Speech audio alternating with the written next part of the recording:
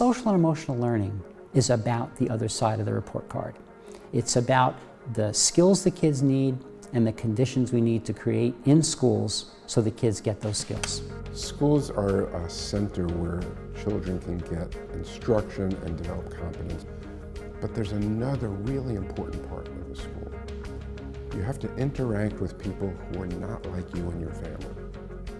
So schools are a place where all children learn to understand what's important to them, but also what others value and feel is important, and then how do we figure all that out in a solid working community. We do a great job codifying curricula that helps our kids prepare effectively for the standardized tests they have to take, read, write, and perform mathematical equations as they should.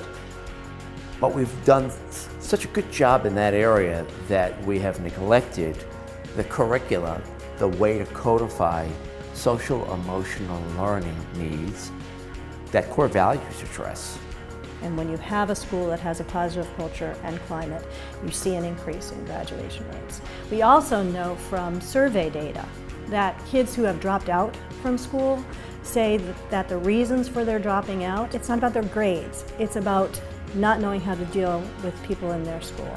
It's really time for people to really recognize the importance of social emotional learning. It sets up the children to have the skills they're going to need to thrive in the 21st century workplace and in life. Our kids are growing out of interpersonalization. So now, even more than before, with the prevalence of social media. Kids spend so much time in school that it's incumbent on schools to realize the importance of helping kids with those things, being able to recognize and manage their own emotions, being able to have healthy relationships with peers and with adults, and being able to problem solve when things go wrong. Now more than ever, schools are under pressure. Many times schools are under-resourced, they're overwhelmed, there's mandates, there's requirements, there's a whole lot of change that's expected of the schools.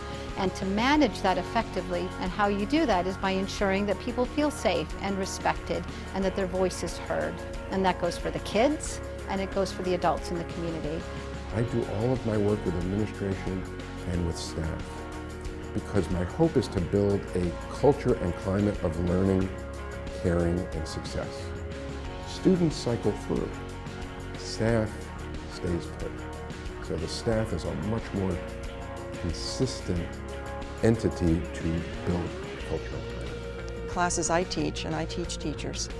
So when I talk about this, there is kind of an aha moment with them, because they say, oh my gosh, this is what we need that we didn't know before.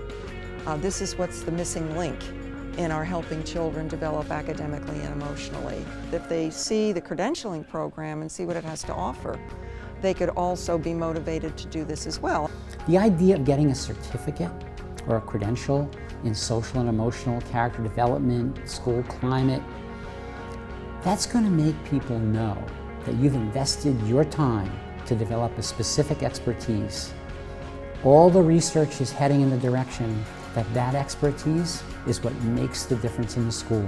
There is every reason in the world to go in this direction, and that's one of the reasons why we're so excited about this program. The facilitators of this course have all walked the walk and walked the talk. They have been down the road in creating schools of character, schools of positive climate and culture, and schools that have built social and emotional competencies in their kids. They have done this for years. They know how to do it.